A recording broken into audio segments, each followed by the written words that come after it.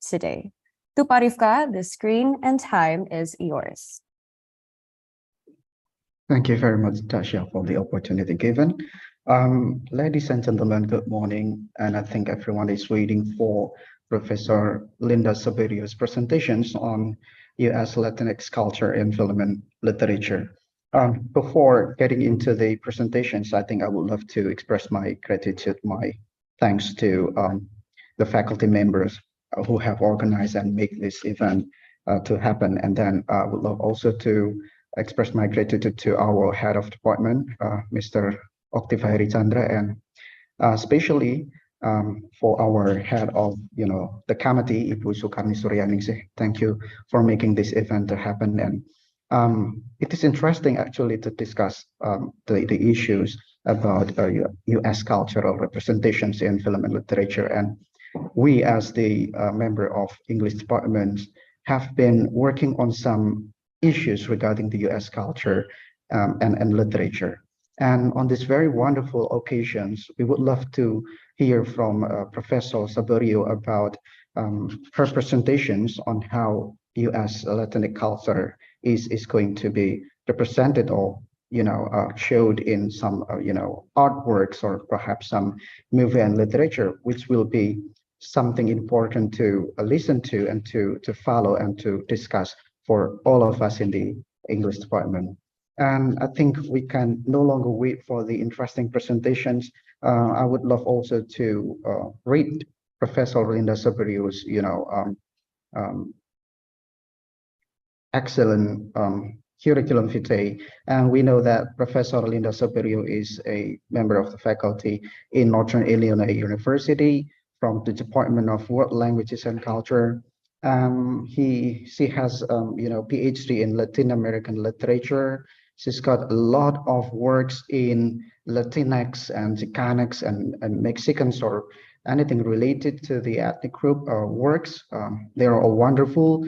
I have read all of the listed the information given in the curriculum.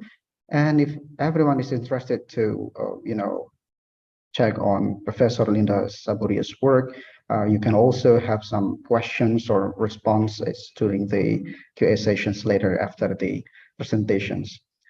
Professor Linda Saberio is an exceptional, expert in her field, and I think we would love to hear from Professor Linda Saberio about the topic today. Yeah, everyone. Later, you are free to give some questions or responses to the presentations given. I will be the moderator of this, discussions, and hopefully it will run very well. And I hope you guys are enjoying the sessions. And we can no longer wait, as I said before. Now we welcome Professor Linda Saberio for her presentations. The time is yours, Professor Saberio. Okay. Thank you very much, and good morning, everyone. I'm going to go ahead and share my screen with you. I have a PowerPoint presentation prepared. Okay. Can everyone, there we go, see this okay? Yep, it's shown. Perfect.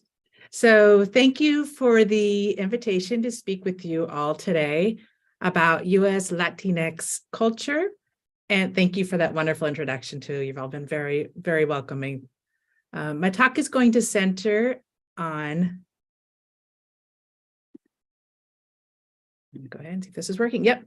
My talk is going to center on 3 areas of Latinx and Chicanx experiences. A little bit about visual art, just to start us off. Some theater, including some foundational theater and some more contemporary theater. And then ending up with 4 different films that I've chosen for today. For the most part, given that my area of research specialization is gender and sexuality studies in theater, I will be presenting works by feminist artists and dramatists that focus on gender identities, with a few male contributions sprinkled in here and there. For this presentation, I would like to propose that difference, including differences in values, gender identities, and culture among group dynamics, do not fall neatly into manageable categories of analysis. How can we discuss differences and be inclusive simultaneously?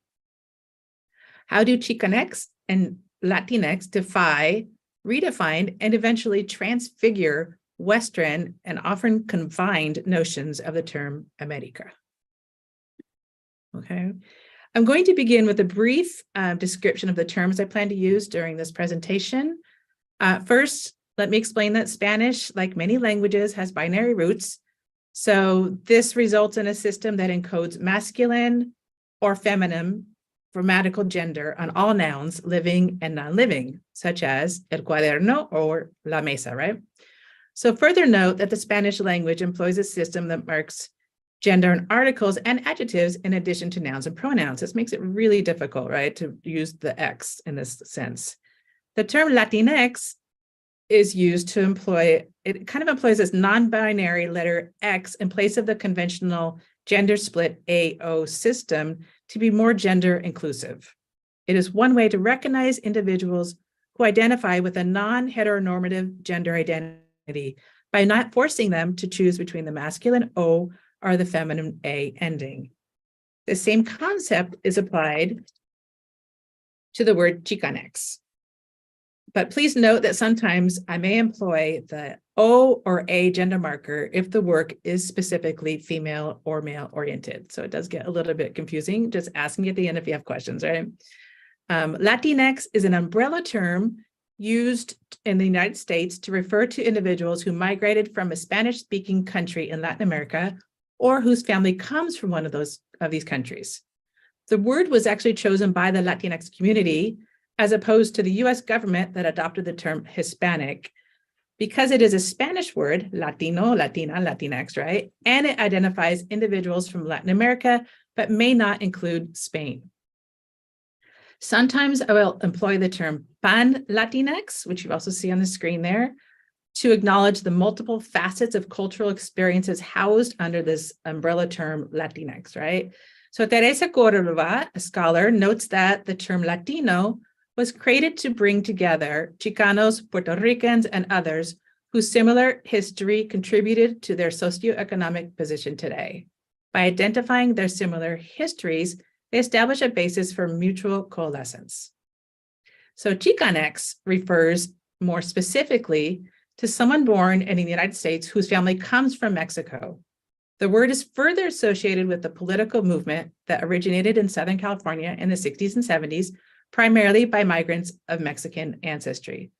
The 1970s, as we all know, bore witness to a significant period of social and political movements for women, primarily Anglo pro-feminist social movements emerging from the 60s, and for Chicanos, intentionally spelled here with the masculine gender marker of O, because the Chicano movement in its initial stages addressed issues of race and ethnicity and class, but not specifically gender, okay?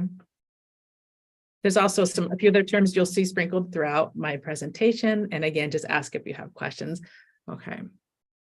So let's look at some visual artwork by a renowned Chicana artist. I know there are several, but I picked just a few from one artist only.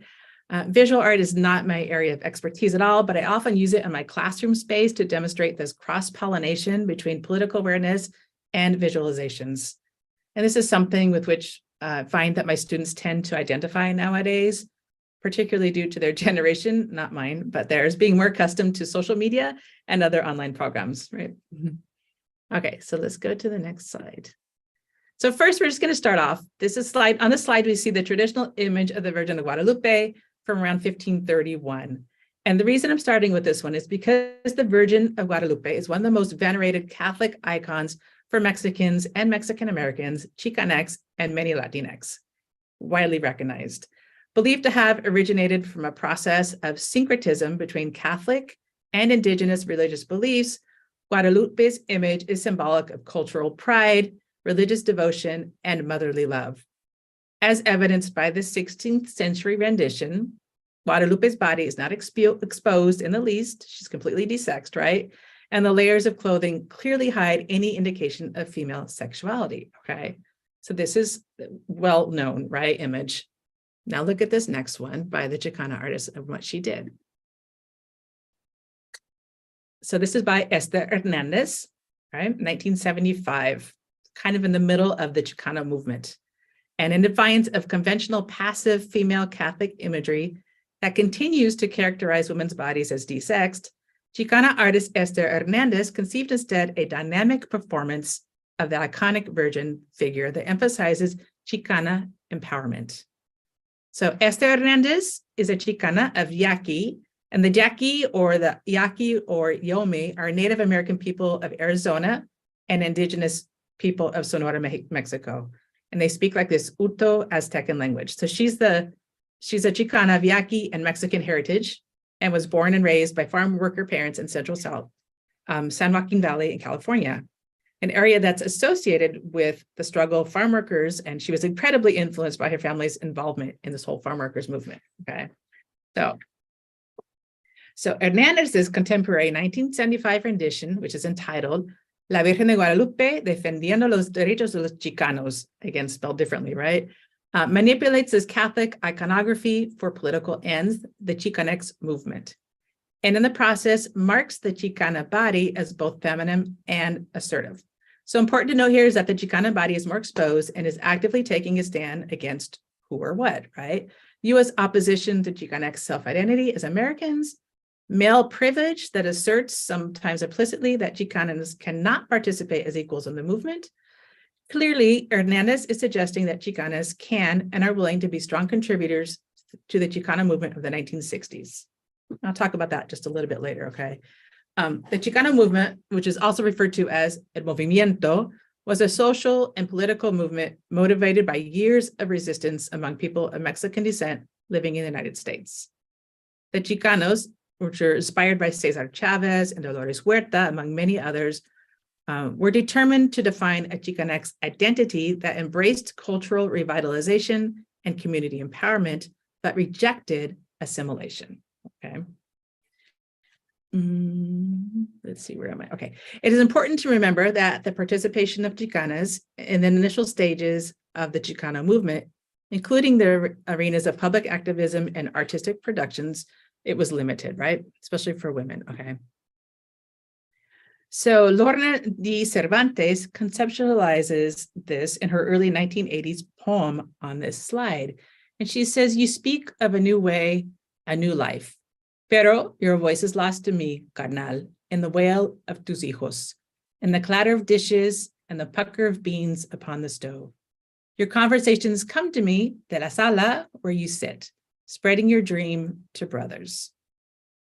So since the publication of de Cervantes' judicious poem, to be certain, Chicana writers have witnessed a significant growth in publications, and Chicana scholars, writers, and activists continue to debate over equality in gender, class, race, and sexuality. The inscription of Chicana bodies in the Chicana movement inspired them to redefine their own subjectivity and simultaneously resist any possibilities of becoming cultureless, something that was difficult to overcome, particularly when considering that Chicana feminism was often linked with acculturation or selling out to a dominant US American culture. Okay, so now there are just two more images that I want to share with you by Esther Hernandez, along with just some brief commentary, and then I'll jump into the theater. Here's the next one. So we return now to another image of the Virgen Guadalupe. She has like a series of them. Here, she's portrayed as a wanted terrorist in the state of Arizona.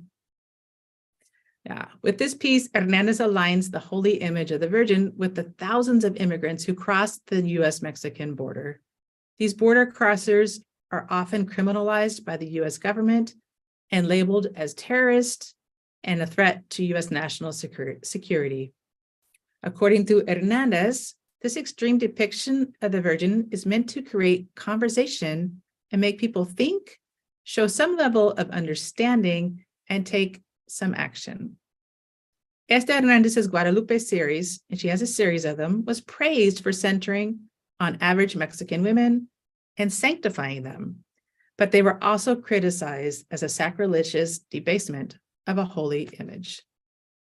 Her work defies being categorized neatly into gender or ethnic roles, and in fact, challenges whether these cohesive understandings are even achievable. Okay. And here's one more, right? Yeah, if you want to take a look at it really quickly, right? It says wanted terrorist La Virgen de Guadalupe, and it has a bunch of aliases listed there. A description should be considered powerful and dangerous, right? Very powerful image there, okay? And this is the last one. I love this piece. I don't know why, but I think it just has a lot going on here, right? So this next piece relates directly with the title of my talk, right? Transfigurations of America. Here we see a female sculptor chipping away at the Statue of Liberty. And at the base of the statue is the word Aztlan. Do you see that at the very base? The name of the mythical, that's debatable, right? Homeland of the Aztecs that occupied most of the southwest of the United States. For many Chicanx, Aztlan was an alternate utopian space that symbolized their spiritual union and origin. It represented the reclaiming of a land that once belonged to Mexico and a reconnection with their indigenous heritage. The sculptor is either removing the Statue of Liberty to reveal a series of indigenous figures trapped underneath or hidden, perhaps purposely, right, by a U.S. national figure representative of liberty and inclusion, or she's replacing the Statue of Liberty with her own interpretation of what symbolizes America, right? Okay. And she looks like she's almost done, right? Okay. So with these three works, we see Esther Hernandez accomplishing three ideas: the insertion of Chicana empowerment into the Chicano movement, the adaptation of a ubiquitous image of the Virgin of Guadalupe to identify with thousands of immigrants seeking to cross the US-Mexico border, and the reclaiming of a space of indigenous heritage within the context of America that has belonged to Mexican descendants for hundreds, if not thousands of years, in the form of the Aztlan there, okay? Okay, now on to some more fun stuff. Let's take a look at some theater. So I'm going to discuss two examples of theatrical pieces that demonstrate a transfiguration of understandings of Chicanx and Latinx living in the United States. But first, I want to begin with a summary of Gloria Anzaldua's groundbreaking work on the New Mestiza. I'm hoping you guys have read this, right? I'm sure you have. Gloria Anzaldua, here, I'll show you the slide. The Frontera, Borderlands of Frontera, yeah. Have you read it? You have to start with this one. Okay.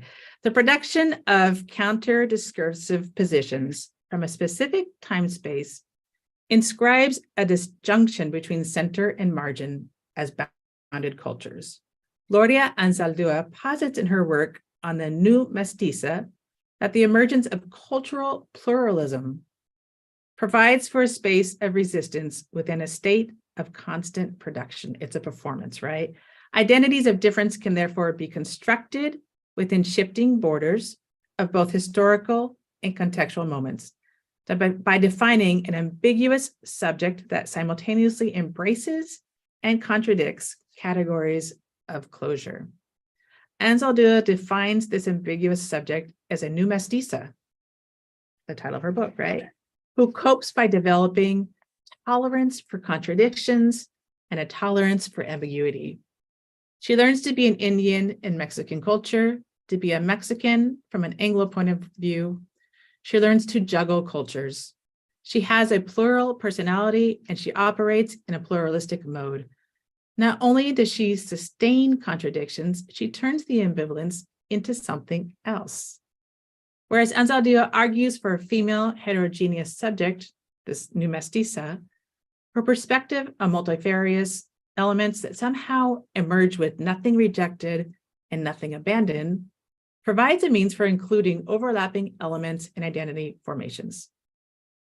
These reorganized contents or subjects, which in this presentation refer to Chicanx and Latinx subjectivities, become a necessary element for the reproduction and recodification of a newly generated hybrid or intersectional narratives.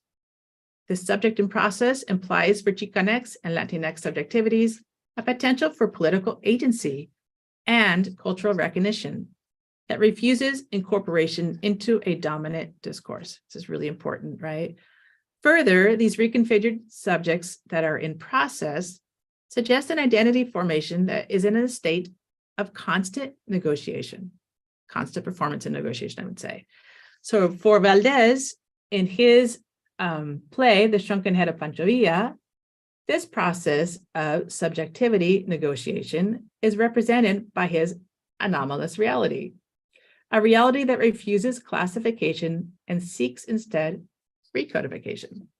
So Luis Valdez was one of the initial dramatists that emerged from the Teatro Campesino soon after the 1970s Chicano movement had its initiation. And he started by writing several one-act plays that are called actas that were used as a type of a way of like propaganda for the farm workers who were part of the movement. And it was a way to communicate with them and provide them with an understanding of what it means to be a Chicano living in Southern California. Okay. So he has this play called The Shrunken Head of Pancho Villa. It was penned in 1964, and I think it was not actually published until much later, maybe until the 80s. I don't know if you know about Pancho Villa. He was a Mexican revolutionary hero, and there's a myth that his head is missing from his from his burial spot, right? So the Shrunken Head of Pancho Villa recounts the struggles of a family of Mexican immigrants and their US-born children who live in the San Joaquin Valley in California. In the first act, Mingo returns from military service and begins to hire immigrants for farm work. He then exploits the immigrants by charging them for taxes and deducting fees from their paychecks until they end up owing him instead. Mingo eventually moves out, buys new cars and a new home, and begins speaking English exclusively. Joaquin, Mingo's younger brother, is the antithetical image of his brother. Joaquin is a social bandit who steals from the rich to give to the poor, styled as a type of Chicano Robin Hood. His name recalls early California folk hero Joaquin Murrieta, a Mexican who also had trouble with Anglo-Americans and who was a victim of injustice. Joaquin is jailed after being turned in by his brother and returns at the end of the play as an ironically coined reformed Mexican American with a body but no head. Without his head, Joaquin will not be able to think, yet he can still use his body for labor, hence the label reformed Mexican American. So here's a picture of what he looks like. Another central character is the figure of a head without a body that eats oversized cockroaches and claims to be the lost head of Pancho Villa. This bodiless head is in actuality Bellarmino, the oldest brother in the family. When Joaquin returns from jail with his head missing, Bellarmino endeavors to join his head with Joaquin's body to initiate a revolution. You can see how it's an exaggeration, right? Of these stereotypes, right? He's got this large cigar sticking out. I don't know. Oh my goodness. So here he is again in the background.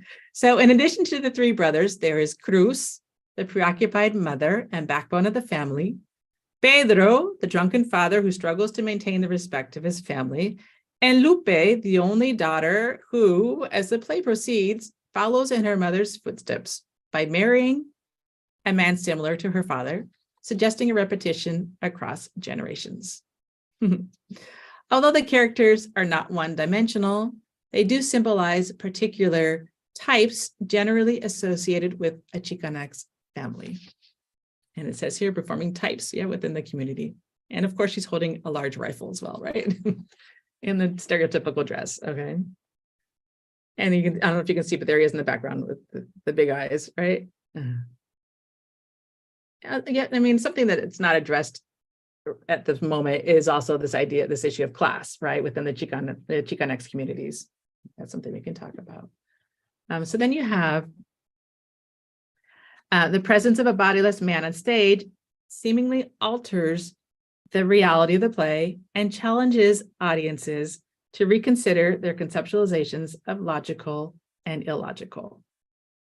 Jorge Huerta relates this questioning of reality by Chicanos to el misterio, those incidents or circumstances that have no rational explanation. Huerta quotes from W.B. Worthen as well as from José Limón in his analysis of el misterio as a representation of alternative beliefs, religious and cultural, within the context of postmodernism. Worthen argues that if the cultural logic of postmodern is a logic of Euro-American hegemony, Chicana and Chicano representation necessarily employs the rhetoric of postmodern expression with a difference. The anomalous figure of Bellarmino recreates a living legend of Pancho Villa that is not determined by Western definitions or interpretations of history or reality. Bellarmino instead represents a fragmentation of his culture, a fragmentation that is necessary to transform his identity into something not categorized by Anglos. And there they are, right? I can't imagine playing this part, right? With the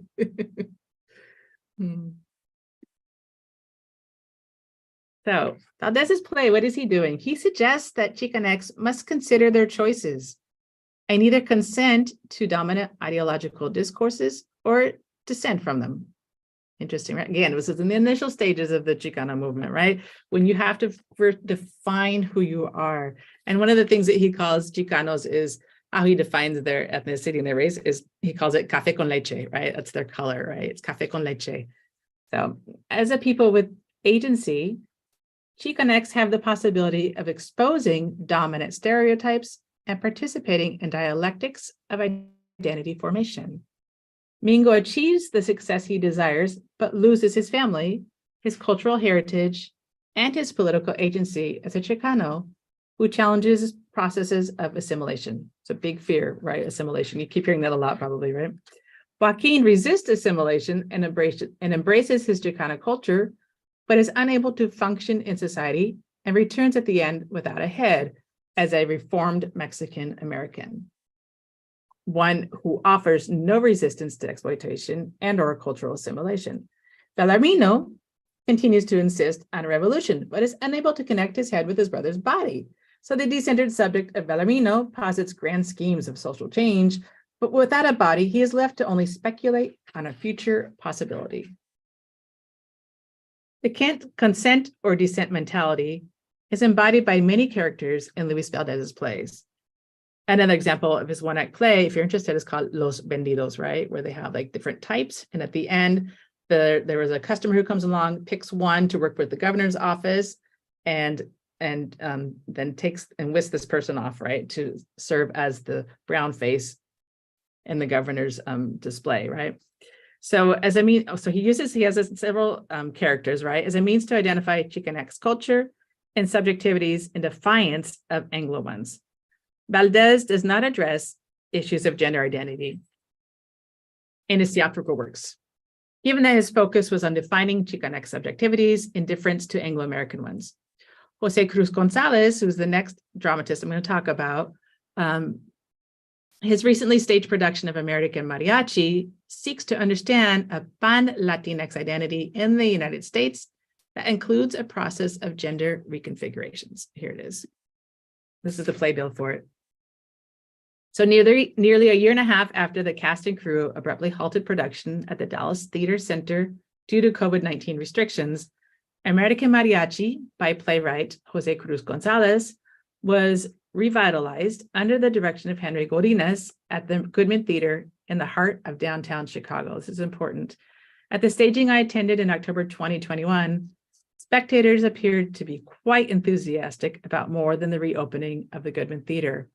The performance of American Mariachi exuded Latinx pride, affirmed the presence of historically underrepresented populations, and offered spectators an opportunity to identify with Latinx characters, customs, and music. Cruz Gonzalez's play notably engaged spectators by including various mariachi musical pieces and iconic Latinx imagery. Moreover, by coupling this imagery with depictions of female disenfranchisement, restrictive gender roles, and deep-rooted family traditions, Cruz Gonzalez invited audience members to dwell on the nature of machismo and how a male-centric musical genre, such as mariachi, can symbolize a cultural silencing of Latinas' experiences. Instead of adopting a formulaic macho attitude, the characters, both men and women, discover a way to embrace family tradition and recast their gender identities through the creation of an all-female mariachi band. Okay. Here's a shot from it, right? The Goodman Theater's performance of American Mariachi spoke to a Latinx experience, and more specifically, to a Chicago audience with a large presence of Latinx spectators yearning for self-representation and identification with their own culture and their own ethnic communities. The staging at the Goodman Theater in downtown Chicago is noteworthy, especially given the historically hegemonic space of mainstream theater. Goodman's artistic director and curator, Henry Godinez, asserts that he produces plays explicitly by Latinx dramatists during the regular season to incorporate more underrepresented voices and attract a wider audience. According to Godinez, Latinx audiences were eager to embrace the performance of American Mariachi as an authentic representation of diverse Latin American and U.S. Latinx cultures. Whereas other productions have regrettably managed to recycle stereotypes about Latinx populations, the Goodman's performance succeeded at foregrounding experiences, customs, and even critical conceptions meaningful to Pan-Latinx audiences. Further, as the playwright notes in his unpublished manuscript, initial performances of American Mariachi effectively required early planning with theaters because community engagement was essential to the success of the play. Some rather creative measures were used to engage the community in early productions of the play, such as mariachi organizations, mariachi classes, lobby displays, lectures, presentations, community gatherings, even bringing local student mariachi groups to perform outside before the production. These measures of community engagement were key to empowering a Latinx population that may have felt alienated by such a large-scale performance. Even the simple gesture of using bilingual ushers to greet audience members set a welcoming tone at the Goodman Theater performance. Okay. Take a go break here. There we go. I love this photo, right? So central to the various facets of community engagement is the mariachi music. Considered by Cruz Gonzalez as another vital character in American Mariachi, the numerous mariachi musical scores performed during the Chicago production by both male and female musicians affirmed a space of cultural recognition, mutual understanding, and perhaps more importantly, female potential. Cruz Gonzalez remarks that through their work with professional mariachi groups who shared their cultural and musical knowledge of their genre, the cast discovered that the music, songs, and underscoring was its own character. Unlike traditional musical theater numbers, he says. As an icon of Mexican culture recognized extensively worldwide, mariachi music has its origins in an indigenous culture, the Coco people, who resided primarily in the states of Nayarit and Jalisco, Mexico. Okay. So whereas mariachi music has distinctive roots in Mexican culture, the performance of American Mariachi engaged with a Pan-Latinx audience. How, right? Henry Godinez acknowledges that the production appeals first to a Mexican-based audience, but he argues the core of the family dynamics and relationships, I think, appeals to a broader Pan-Latinx audience. As a director in a large mainstream arts institution, I've always been looking for ways to foster inclusiveness without compromising authenticity. As the title of the play suggests, American Mariachi is an intercultural play that engages in diverse dramatic techniques, including code switching, or what we call translanguaging from English to Spanish, the use of Spanglish, live mariachi music, and iconic Latinx images such as the Catrina. Do you know, this is the Catrina, if you want me to go back here. Oops, hold on. Right here, this would be the Catrina, right? Fantastic image there. Okay, so the title expands on a concept of American to include North, Central, and South America, while at the same time inserting Latinx historical experiences, such as the longstanding Mexican tradition of mariachi bands, into a dominant cultural imaginary where minority voices have fundamentally been silenced and ignored. The Goodman's performance of American mariachi expanded on facets of Mexican culture identities by addressing discursive spaces and experiences significant to Latinx subjects across national borders. This is important to note because it provided audience members with an opportunity to not only identify with traditional family customs, but also to engage critically with recognizable social patterns, including essentialized gender roles and machista structures. Okay. One more here. There we go. So the community engagement achieved by the Goodman's performance had a dual purpose. On one hand, the performance created a sense of pride for Latinx audience members who witnessed their own culture being received on a major American stage. On the other hand, the interconnection with the community invited meaningful introspection about historical, cultural, and often unquestioned norms of machismo. Cruz Gonzalez's play explores how sociosexual divisions of gender roles and conventional gender-prescribed structures appear to be entangled with family loyalty and customs. The creation of an all-female mariachi band is not without limitations. Yet the female characters in American Mariachi discover a way to embrace family tradition and preserve their femininity while interweaving themselves into an unmistakably masculine social system. So of note in these two dramas is the progression from the initial stages of the Chicanx movement, as evidenced in Valdez's play, to a reconceptualization of pan-Latinx subjectivities in Cruz Gonzalez's play. Valdez proposes to establish difference, basically a Chicanx racial and ethnical difference, and one that was defined beyond the parameters of a Black-white dichotomy in the United States. Cruz Gonzalez proposes an understanding of pan-Latinx identities that intersect within, across, and alongside non-Latinx ones. During the performance of American Mariachi, audiences embraced their own culture on stage because the play gave prominence to a community of Mexican and pan-Latinx experiences within the framework of American ideologies and a U.S. mainstream theatrical space. Okay. Now, finally, film, right? What you all been waiting for. Here's the film. So I'm going to wrap up today's talk with an analysis of 4 internationally recognized films deserving of attention. I hope that you guys have heard of some of these at least, right? So the 4 cinematic production I've chosen to present start with a location. They start in the US and then they actually kind of work their way back across the border to Mexico.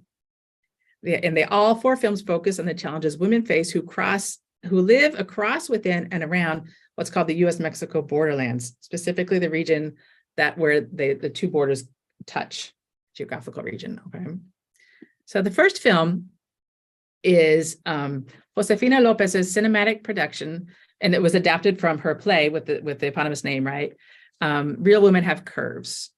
Directed in 2002 by a female, Patricia Cardoso, Real Women Have Curves achieved recognition by winning both the Audience Award and a special jury award for acting at the 2002 Sundance Film Festival. The film introduces audiences to 5 Latinas, all of whom are overweight to varying degrees. These women work at Estella's sewing factory in Los Angeles, making expensive dresses for an upscale retailer. The dresses range from a size 1 to a size 7 and are sold for over $200 each. The owner of the sewing factory, Estella, needs to desperately finish an order of dresses to be able to pay her rent and keep her business open.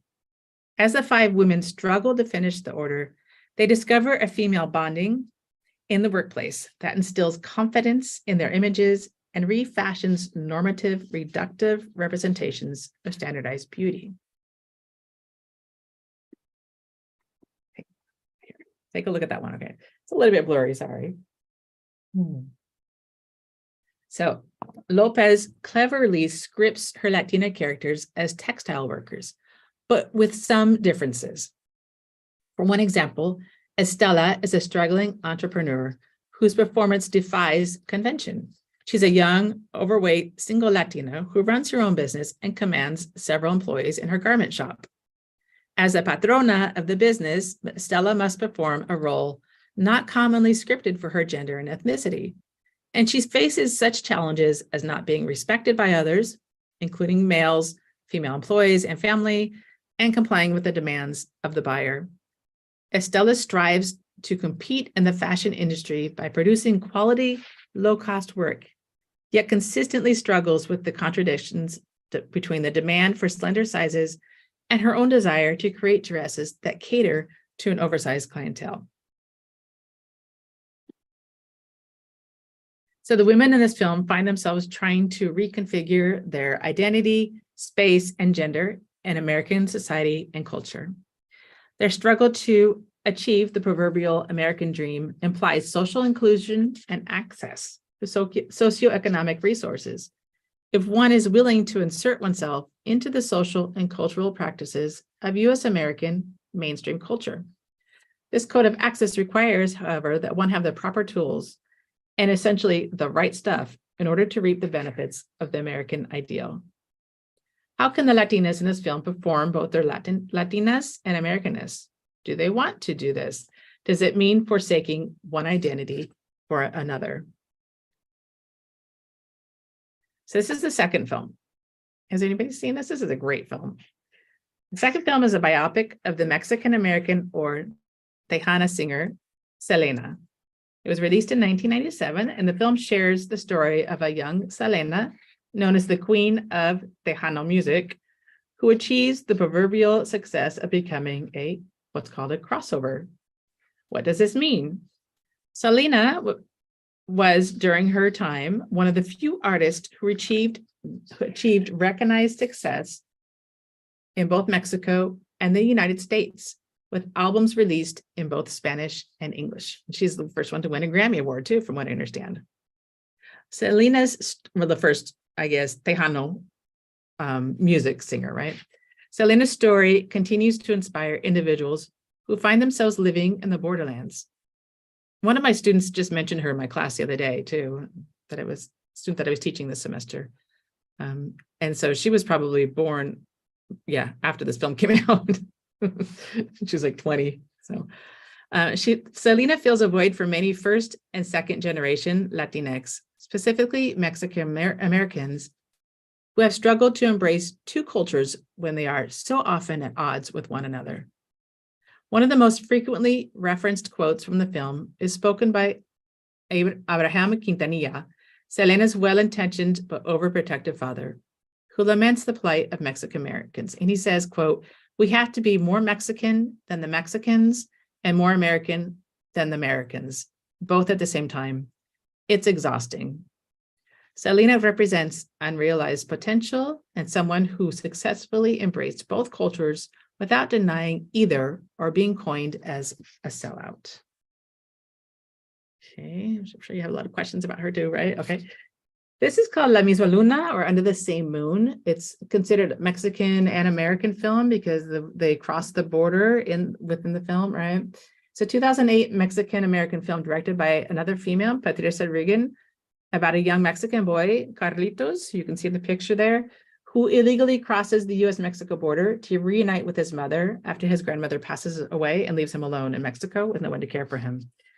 It's a heartfelt film, exposes audiences to some of the extreme perils of crossing illegally the US-Mexico border and the numerous problems and obstacles that undocumented workers face in the US because of their illegal migratory status.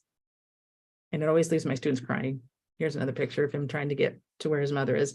He crosses the border alone, but he does meet some individuals along the way who help him, right?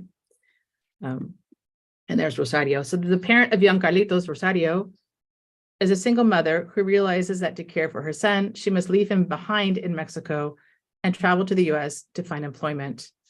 The movie underscores Rosario's struggles to reconcile her decision to leave her young son behind with the need to provide for him.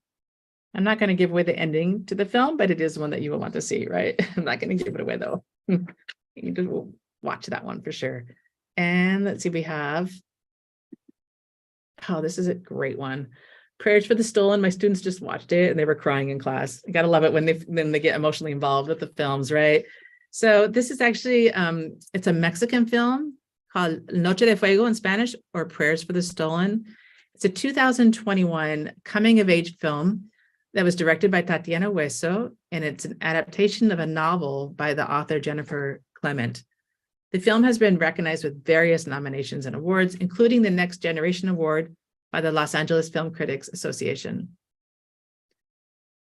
Portrayed through a realistic lens, the film details the lives of 3 young girls living in San Miguel, Jalisco, who must learn to survive in a rural village dominated by violence, drug trade, and human trafficking.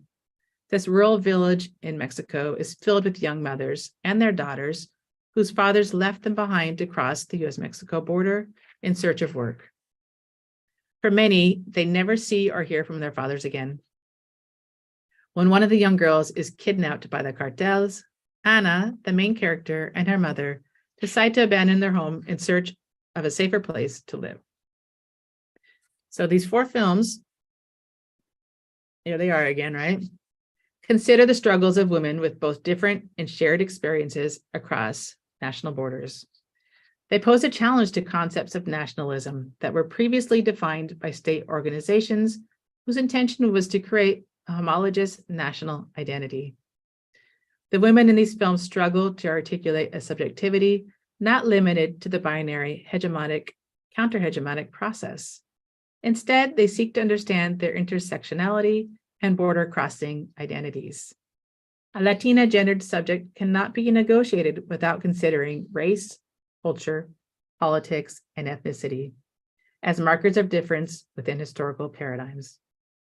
Norma Alarcón argues that a process of subject formation is experienced by Latinas and Chicanas through historical and ideological encounters between 2 nations, Mexico and the United States, although other borders may be applicable to her theory.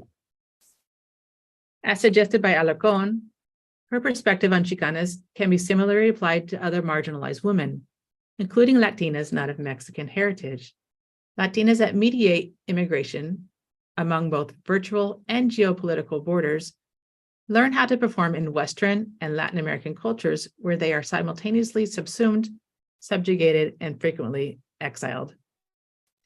They engender an identity based on experiences as Latinas living in the United States or along the US-Mexico border, one that is unavoidably embedded in historical and cultural commitments to Latin America, commitments that are not always a matter of choice. So in concluding, the characters in the 2 plays and films presented in my talk today find themselves trying to negotiate their identities in a site of difference. And this negotiation is further complicated by harsh realities of survival, often based on their female gender. Excuse me. While Latinx identity can undoubtedly be interpreted, performed, and self-moderated, other times it cannot be due to imposing systems of oppression and underlying assumptions about immigrants in the United States. As we see more Latinx negotiating their own identity performance, we also see, unfortunately, some resistance to it. The key is, I think, to create sites of intersectionality where defining cultures and subjectivities in siloed spaces is nearly impossible, yet maintaining at the same time a sense of cultural understanding and authenticity. I'm reminded of a comment my student made the other day in my class, and I'm just paraphrasing here, when she said, "I'm never Mexican enough in Mexico and never American enough in America. I just want to be me." So this concludes my presentation today. Here we go. Yes.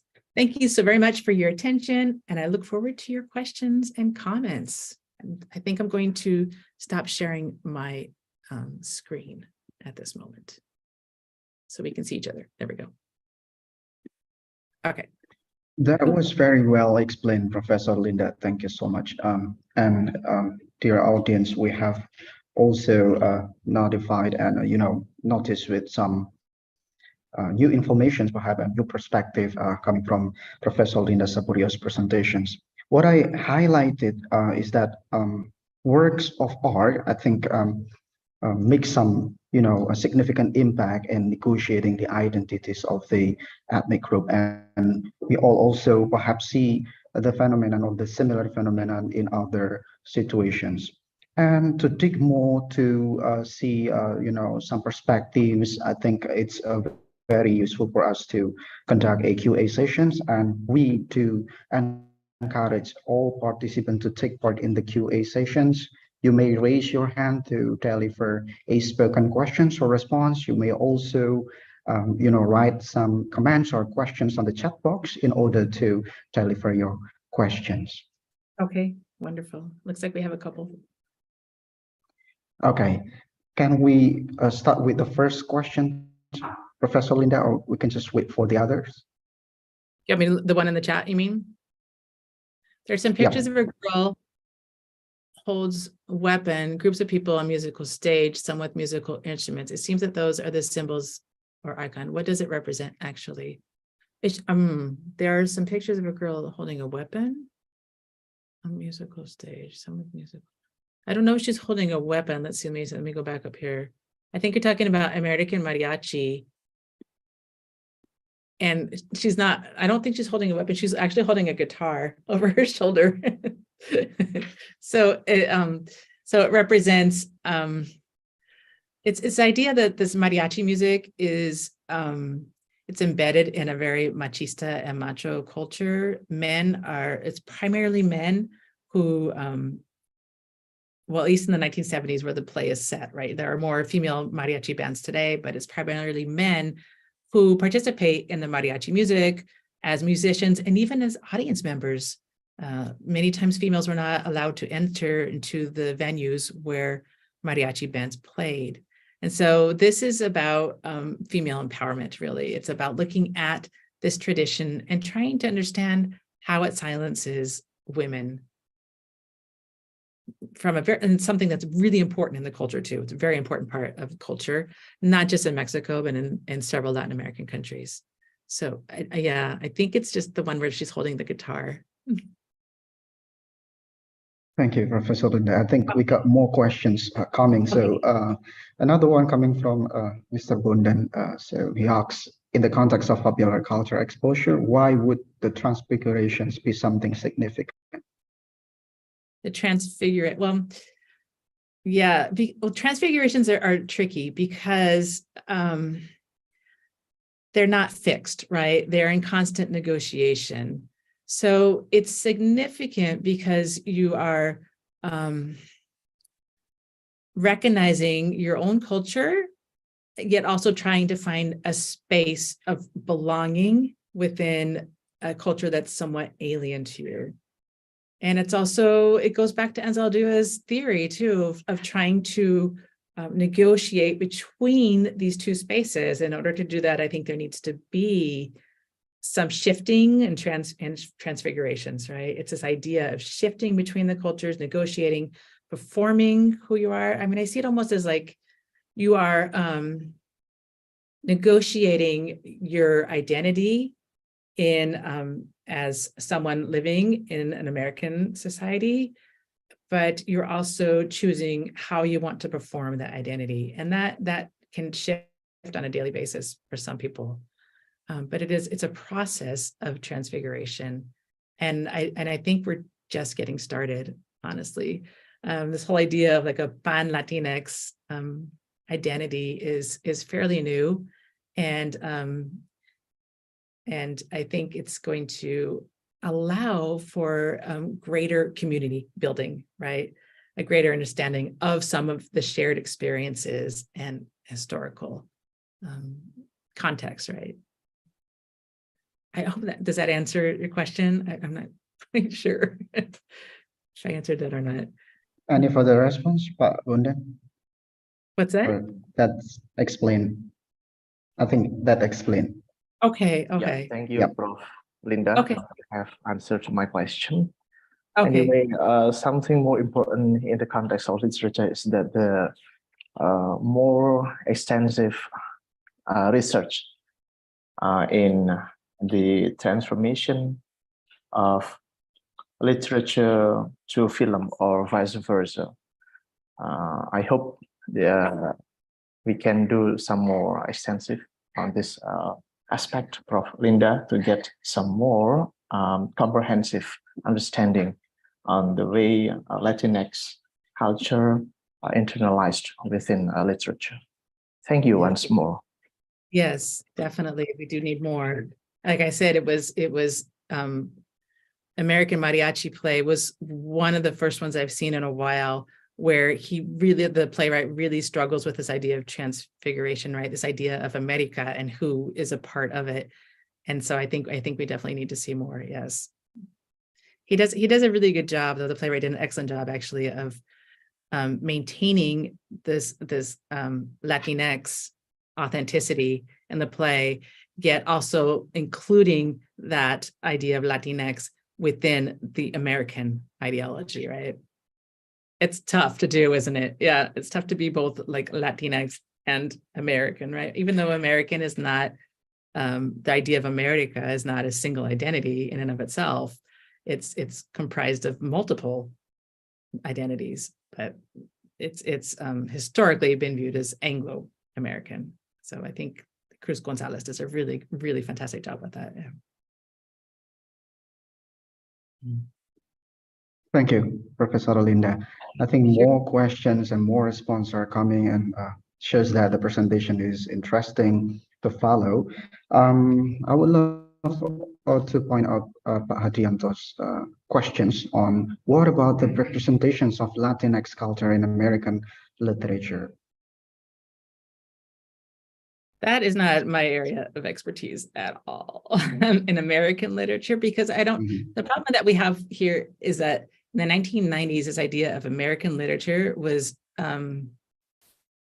it was strongly opposed, let's just say, as a white male privilege literature, right? And so, and I was just reading about this before this presentation started, this book, Unframing the Bad Woman, where the author decides to do her PhD studies in American studies and finds that she doesn't identify with any of the authors, or and with very few of the theorists as well, as a Chicana from the borderlands, the US-Mexico borderlands, which is technically a part of the US as well. I mean, she should be able to at least understand where her historical experiences, where they are included in this idea of American studies, right? Where they're performed there, or if they're acknowledged at all, and they weren't.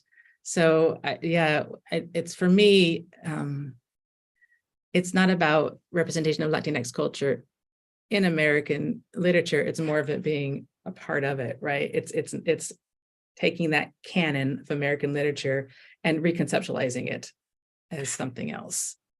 So we have, for example, at NIU, we have courses on like Afro-American literature and also US Latinx literature as part of the American literature series. Yeah, does that answer that question? I think, yeah. Thank you. Yep. I think interesting. So it's very interesting to follow, Ms. Linda Sabario. So before going to the next question, I believe I also have a questions to maybe some short of questions. Usually this kind of movement, Professor Linda, is going to, reach something we call as a goal, and one of the goals of the transfiguration is usually quite, to reach some political, something like existence or exposure. Is that any similar situations happen to these transfigurations, do you think, within the Latinx and Chicanx, art performances? Yeah, any type of political movement or exposure. I think what's happening in the US is that there is a large population of second and third generation Latinx who unfortunately were right across the US border as undocumented children and don't have the proper documentation to work in the US. And many of these individuals were not even aware of their illegal status until their teenage years when they decided to that they wanted to get a job like their fellow classmates and realized they didn't have a social security number and could not work in the US. So I think what we're going to see with this generation is some political movements, right? I think they're going to, we saw that with the DREAM Act, of course, with President Obama, and this desire to provide some sense of stability and of a future, right, for these individuals who many of them have never even been to Mexico and may have families there, but distant family members. So the thought of having to go back in order to go through the process of being legally migrating to the US is really not even an option. So I think that's where we're going to see some political movement because there needs to be a path to citizenship. So this is something that we're seeing, I think, in the way that there's this transfiguration happening where there's a pan-Latinx movement. So it's this almost like this idea of power in numbers, right? Larger the group, the larger the voice, the larger the movement. And so I think that's what we're seeing. And in the beginning, especially with the Chicano movement, and like I said, the Cuban Americans, and then the Puerto Ricans over in New York, it was very separated, it was disjointed. There were different movements happening in different locations, but now it's this second and this third generation, and they may not really identify as Cuban, but more American, or not Mexican, but more Mexican American or more Chicano, right? So there's this idea of trying to combine voices with this generation, and that's what I see happening, and included in that. And I don't want to disregard this group is the LGBTQ, right? It's a big voice too for LGBTQ rights in this country. So that's where I see it. Is that?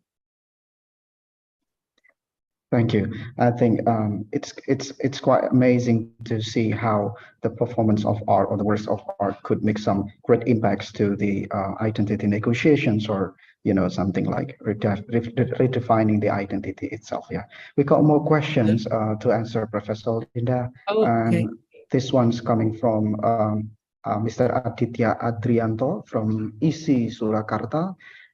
This is the university in Indonesia that focuses on art performance. I think this is very relevant to discuss with you.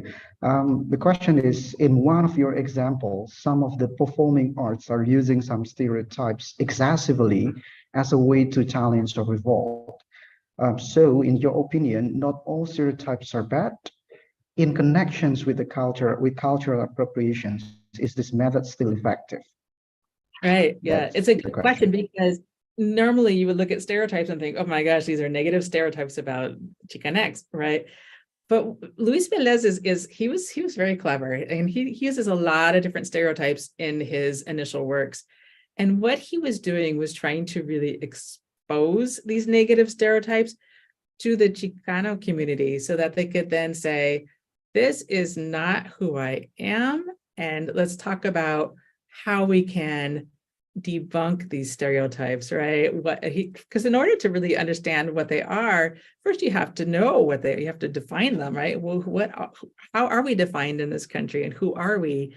So he looks at all these different stereotypes, and some of them, if you read his play de Los Vendidos, it's just hilarious. I mean, it's very serious, but it's also quite comic at the same time, similar to the Pancho Villa, right? With just his head and a cigar sticking out of him. It's meant to create some kind of comic relief, but also an understanding that these stereotypes do exist. And so what do we do with them? And I think his idea was to educate the Chicano population, right? And I think, but along the way, he probably educated many Americans as well, right? Anglo-Americans about, oh, that's a stereotype I didn't know that I was portraying with the Chicano community, right?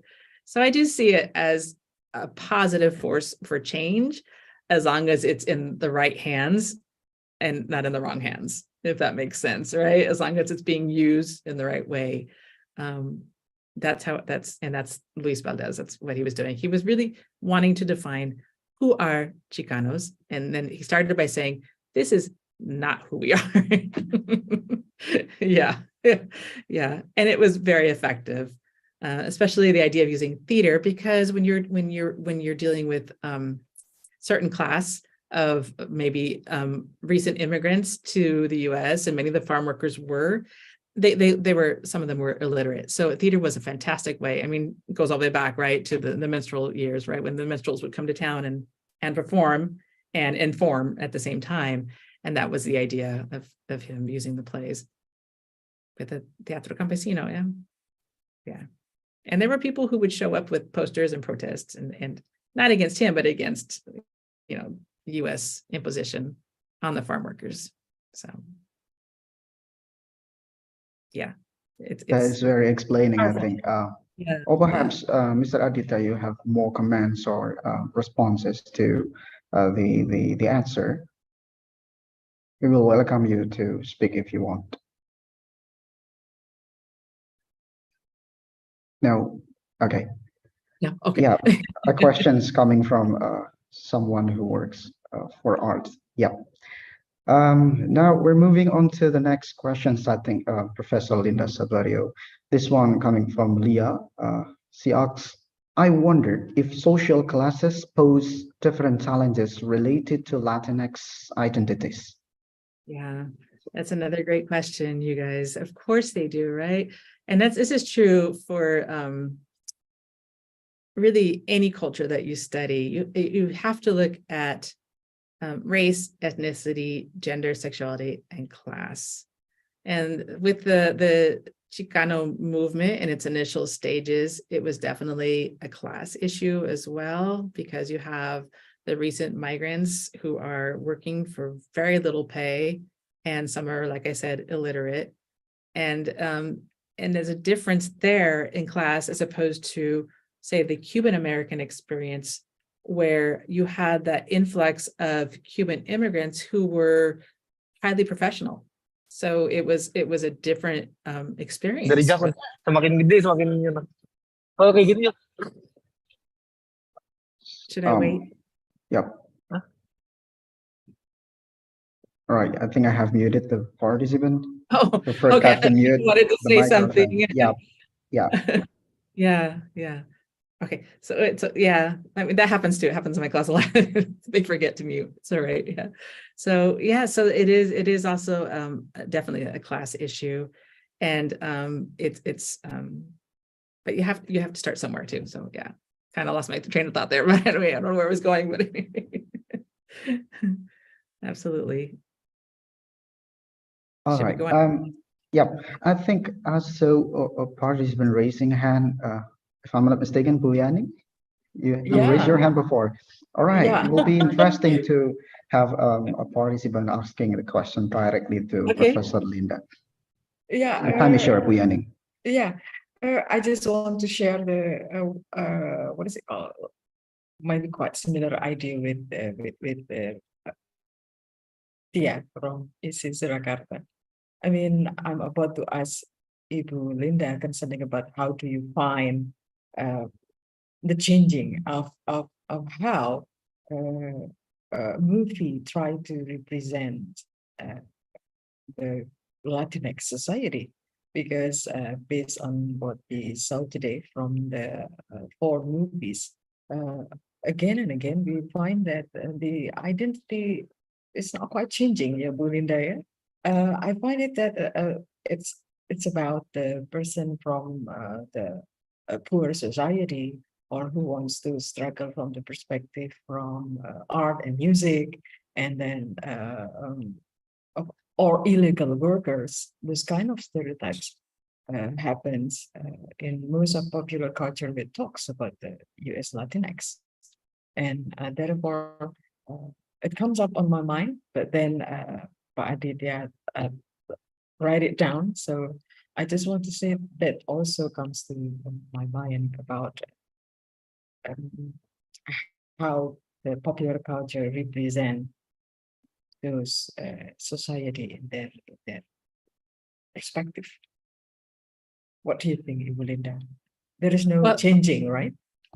I think I think Mhm. yes, I see what you're saying. Yeah. So this was more of like a historical approach, but I think that more contemporary, like American mariachi, is changing. It's focused there, right? It's not on, they're not a struggling family. They're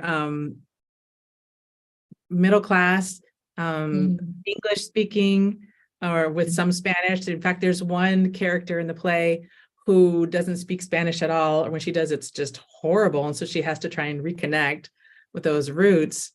So, and then they're not all from Mexico either. So it's this idea of looking at like a middle class, right? And established family and how they negotiate these roles.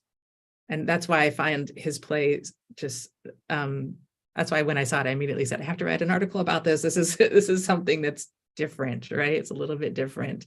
Yes, because I can see where, yes, many of the novels look at like stereotypes, and they look at the lower class, like we were talking about, and the campesinos. And so you see with this one, though, that it's this new direction, I think. Yeah. There was something else I was going to say, but it just went. Thank you, Ibu Linda. Out the door with the dark sky out there. Yeah. Okay, Yeah. thank you, Ibu Linda. Yeah. Thank you for all the explanations, Ibu Linda and Ibu Sukarni. Now we got more questions still, and we encourage the other participants to take part too in these Q&A sessions, because I think it will help you to get some new perspective or new knowledge on the issue of Latinx and Chicanx. And students are also encouraged to take part, to actively take part. And now we got a quite long questions from Amelie Elita. May I read for you, Linda? Professor Linda?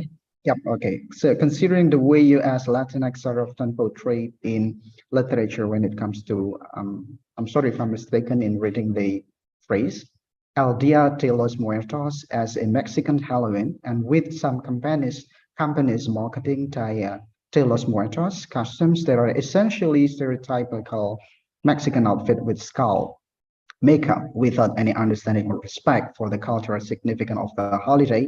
Will this continue to be considered as cultural appropriations or harmful stereotype for the culture in the future? I think it's a little bit of both. Of course, you have this idea of cultural consumption, right? Where you are marketing another culture for your own profit. Yes, that's some part of it. But at the same time, it is exposing very important Mexican traditional holiday to a non-Mexican audience. And there are even other Latinx students in my classes who are unaware of what the Dia de los Muertos, the significance of it. And so by exposing it in this way, it does provide a space for conversation. Of course, it has to be a conversation with meaning, right? And directed by the appropriate individuals who are able to voice, right, their understandings. But I do understand that your question, I understand why you're asking that, because there is this fear of a cultural consumption. And that's something that you see in other, not just with the Dia de los Muertos, it's something that happened even with the Cuban diaspora, and this idea that Cuba was this like adult playground, where adults could return and understand, take advantage of women and men and kind of turn it into this playground, right, where they could live out their fantasies. So it's a little bit of both, really. I kind of like it though. I like the exposure. I like that when individuals don't know what it is, some individuals will ask, right? Because it's not even really a Mexican. It's not the same as Halloween. We talk about that in my class too. And Dia de los Muertos is a celebration of the dead, right? You don't fear your dead, you celebrate them. And by celebrating them, you keep them alive in your memories. And if you've seen the movie, which one is it? Is it Coco? The one, I don't have little ones anymore, but there was one that came out. Yeah, about the Dia de los Muertos. It's celebration, right? It's this idea that death and life, it's not such a juxtaposition, that they are actually infused somehow. And it's an indigenous tradition as well. So I like it, but I do wish that they had, I understand that Disney was supposed to, I think it was with Coco, they were supposed to introduce their first Latina princess, and we still don't have a Latina princess because they turned it into a boy. Sorry. That was bad for Disney. Yeah. Well, most of the time, I think us Indonesians watch the depictions of Latinx and the representations, Latinx and Chicanx from films, and Hollywood Yeah. is one of the famous, film industry that we consume. And how would you suggest us? I mean, in getting better perspective to the ethnic group coming, via some artworks, including the film. So how are we supposed to perceive the film industry's depictions, Professor Linda? Well, yeah, I think it really, you have to look at who's producing it and what actors are being included. For example, there was a film that came out by the Chilean author, and the title is escaping me right now. La Casa de los Espíritus. And they didn't have, it was highly criticized because there was not one single Latinx actor or actress in the film. And this is a film about a Latin American country, right? So I think you have to look at who's producing it, who's directing it, which is also really important, and what representation of Latinos are in the film. Now you will notice that something that's very absent from my presentation, this is a new area. It's not brand new, it's been around for years, but it's a new area of research for many scholars, and that's Afro-Latinidad, Afro-Latinx, right? Something that, for example, in Mexico, they have a saying that if you're Mexican, you're not Black, and if you're Black, you're not Mexican. And so it's this denial almost of this huge population of Black. Yeah, so I think that's another part of it, that if you see even just Latinos that are a certain skin color being included only, you know what I mean? You may want to question that as well. I guess that's the point I'm trying to get to, right? That there are many different ethnicities that need to be included in these productions. So that's, and then maybe do your own research, right? Look at what is historically being represented in the film. Yeah. I agree with you. Thank you. Yeah. I merely say thanks to you, Professor Esperio, for the answer. Or perhaps, Amelie, you have more responses, like spoken comments or anything more. Amelie Elita is one of our intelligent students in the department, I guess. Okay. More response, perhaps, Amelie? No? Yeah, thank you then. Okay. All right. Professor Linda, we're now moving on to the next questions. Now, this one coming from Damar Agam Fadila. I think he's one of our students too. So Professor Linda, I want to ask why Latin American literature, especially Mexican movies, always have correlations with cartel, drugs, or human trafficking. Is that because their culture or there are any other reasons? Thank you.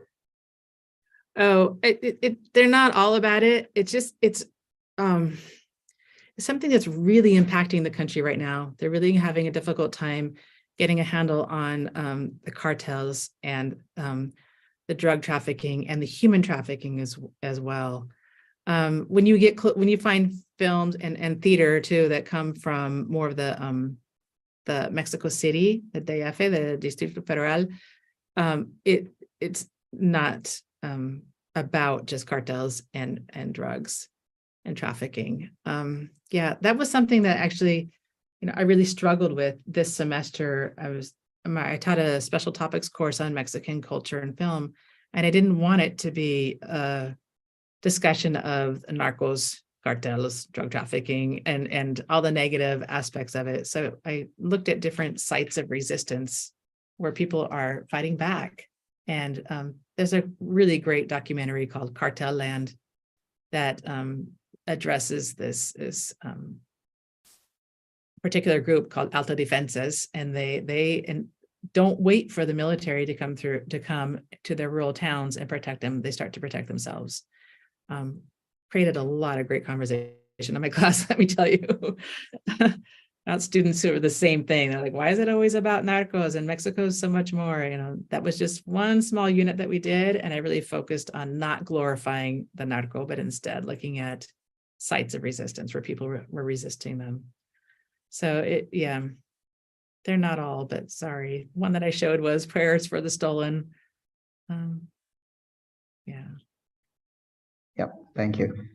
Okay. I think Leah is still curious about the topic being taught, and she asks more, if I'm not mistaken. Leah has said before, but if she further continue the questions, there are efforts to combine voices from different Latin American roots. What about voices coming from groups facing similar identity challenges, such as Asian American people?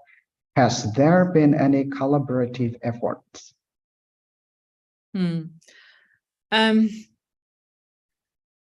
Unfortunately, I think I'm going to say no to that.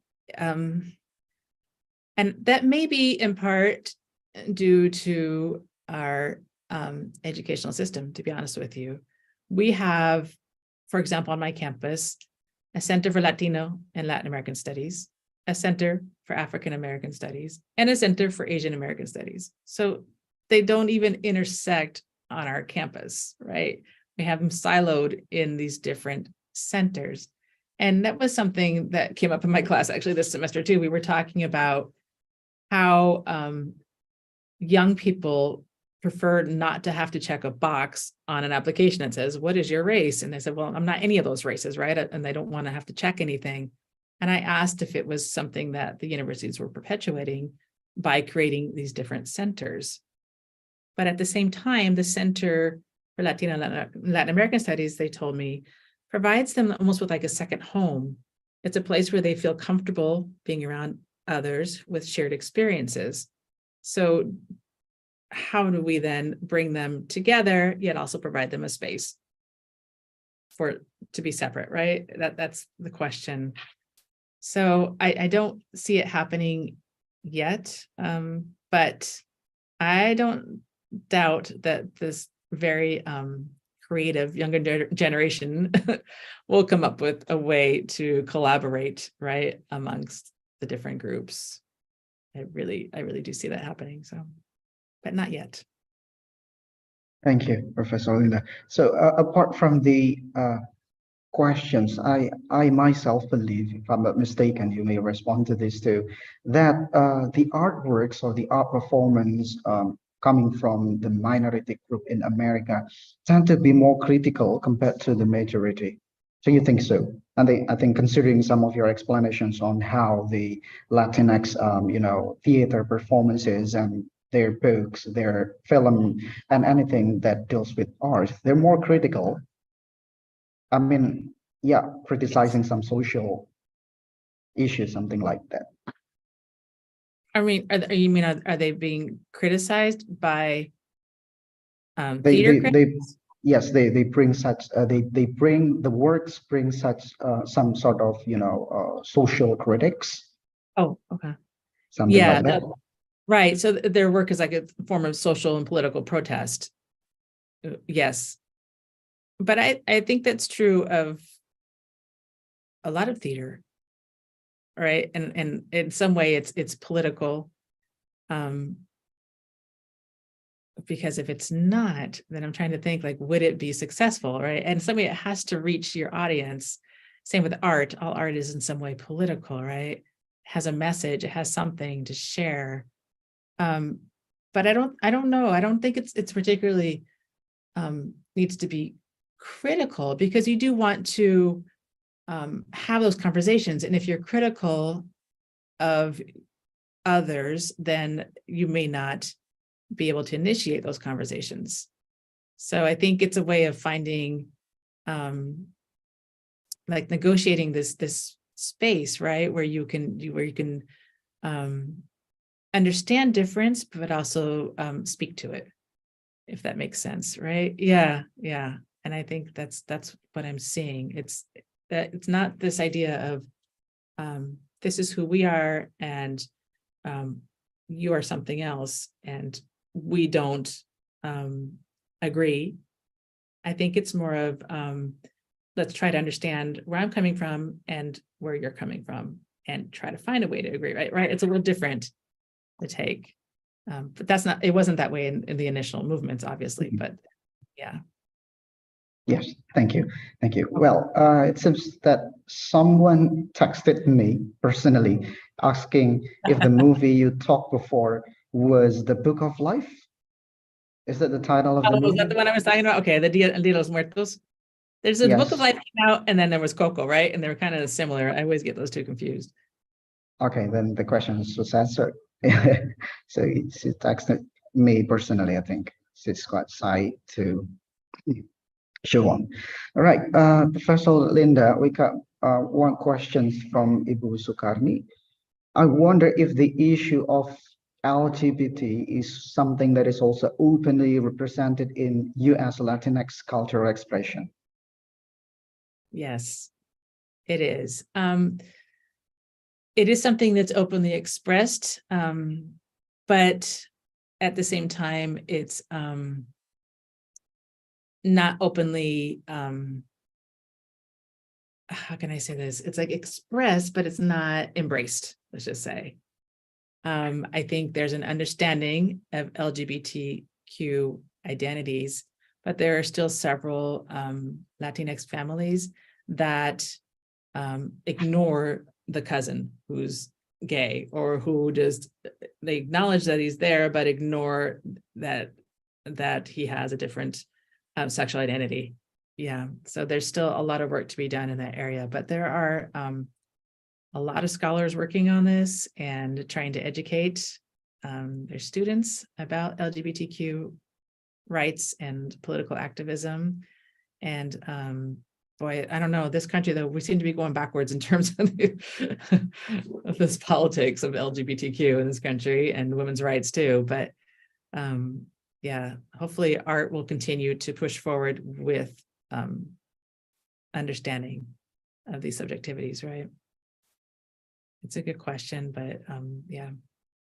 I'm afraid then my response to the the similar questions was a bit too dry, right? It's going to be a bit too dry, right? But is that something correlated with religious expressions, religious what's it called, teaching of the ethnic group that cause the the expressions toward LGBT is not really explicit? So you're asking if there's like tension between the religious Yes.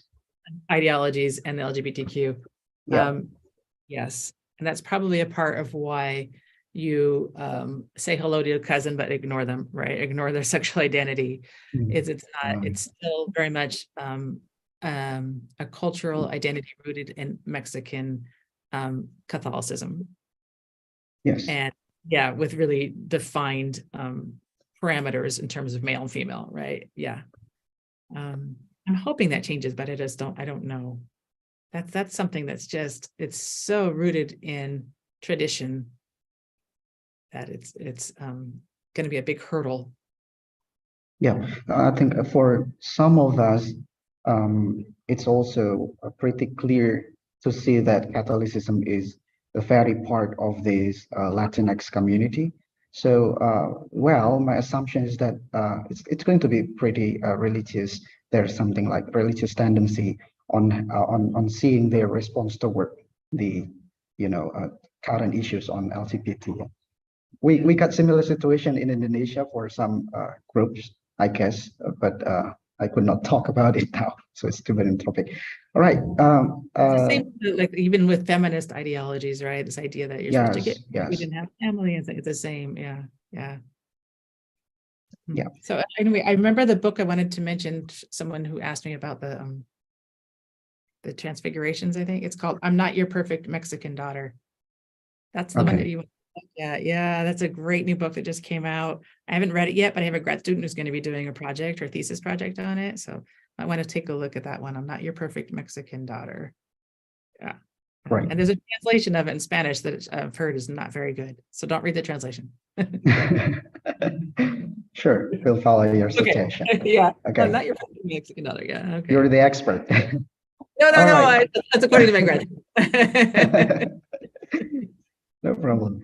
Okay. Well, everyone, we still encourage you to actively take part in these fruitful discussions. I believe this will be an interesting, occasions for us to dig more information, to dig more perspective on the Latinx culture expressions like the cultural representation in film and literature. We still got more time to do that, I believe. You may raise your hand or you can text your question or the chat box. It's not the questions, Professor, I'm afraid. Oh. It's the attendance list. We do it in Indonesia. Oh, it is. We do that here too. Oh, Especially you do? for honors students. Yeah, you have to fill out the attendance sheet, right. Yes. Yeah. A lot of Mas, information. Mas Rifka, Professor Linda, why I asked that kind of questions because those kind of issues is something, let's say that in our changing modern society, this issue becomes very prominent right now. Yes. And I wonder if the cultural expression belongs to this Latin culture, something like I feel it a kind of a communal expressions that there are some cultural values over there. What is it called? Maybe mostly tradition and cultural values in the theater performance or in art performance, or we can see how the setting of the society through the movies that the bond within this is very strong. And therefore, if there are new definitions of quote unquote, about this sexuality comes up within this kind of society, which has a very strong traditions and cultural values, then I wonder how it becomes. Do they appreciate that or do they reject that? That's why I asked that kind of question. Absolutely. Thank you. Yeah. And there are some performing artists who are addressing LGBTQ rights. There are a few in Mexico City, and then there are a few here in the US as well. And their approach is very radical. I didn't want to show any because I didn't know. Okay. That would have been received. And how is at least how is the response or how is the participations of no, I mean the response, the review from US Latinx community so far, Yeah. I think it depends on the audience, honestly. You still have some individuals who are very traditional and are not interested. And then there are others who are very supportive. And so just like in any culture, right? You have these two extremes, and progressive and more liberal, and yeah, and are willing to Mm. have these conversations and be supportive. And then there are others that Mhm. just don't Yeah. want anything to do with it. No, yeah, As you you're can right. imagine, like, even with in the 1970s, which was a while ago, but putting up an image of the Virgin of Guadalupe, there's one of them, an artist who dresses her like in a bikini. Oh, it was a scandal, right? It was a huge scandal. I mean, you don't put the Virgin of Guadalupe Yeah, in a yeah, bikini, right? And so when I Mhm. tried to contact the artist yeah. to get permission to reprint her work, she wouldn't even answer my emails because she probably thought that I was going to be another individual, complaining about her sacrilegious, image, which the Mhm. idea behind it was really to show that this empowerment of women in their sexuality is the idea of embracing your sexual liberation. And so you can imagine that's probably what it's similar to what the LGBTQ community is going through right now, right? Posing these different images Mhm.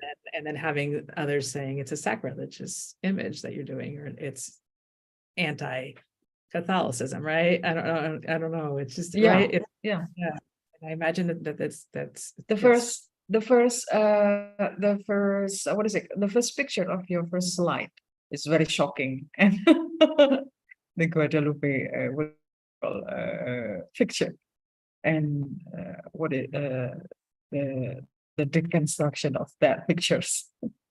Oh, the one where she's doing like the karate stance. Yeah. It's Yeah. also Oh, very yeah, I didn't impressive. show you the one that's she's been coined the bikini lady, but I could show you hers.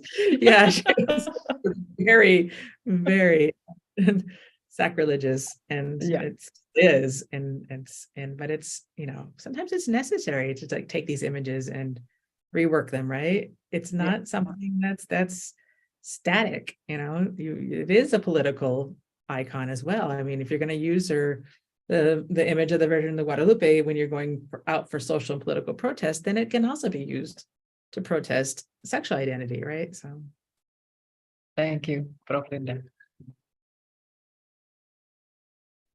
completely. Thank you, Oh, Professor Linda Sabaria and Professor Karni. Well, I would love to express some of my colleagues' concern on the use of the word Latinx and Chicanx.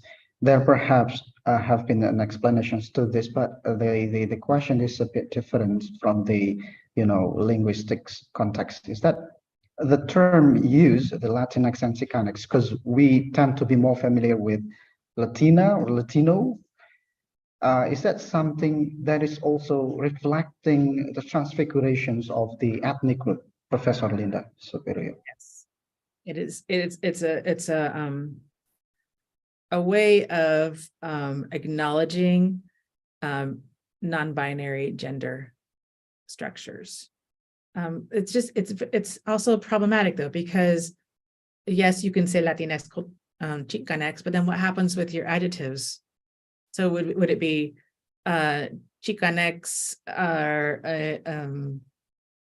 would you say like Los Chicanx altos or altas or altex? I don't know what I mean. How do you add on an adjective then? And so you can see how this becomes very complex, right? You can use it in terms of like maybe an adjective in front of a noun, but if you're going to add an adjective to it, it just becomes something that you can't. I don't know how you would negotiate that.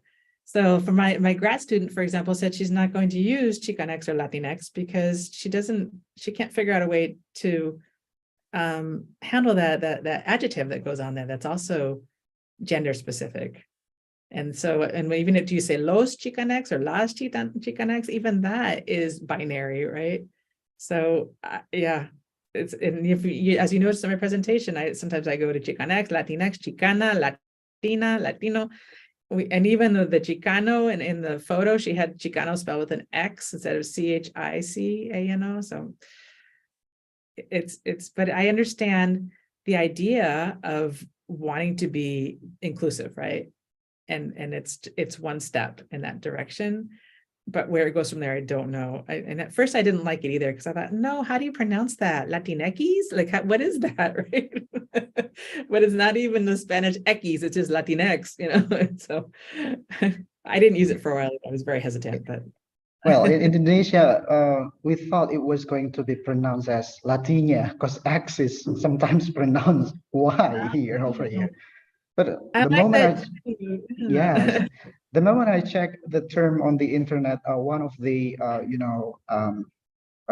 concern from I don't know if it's part of the community or not, but one of the concern is about the controversy about the use of the term because sometimes it's hard to be pronounced and sometimes it creates some political sense like it's from left movement or anything else. Yeah, that's quite interesting to actually to discuss.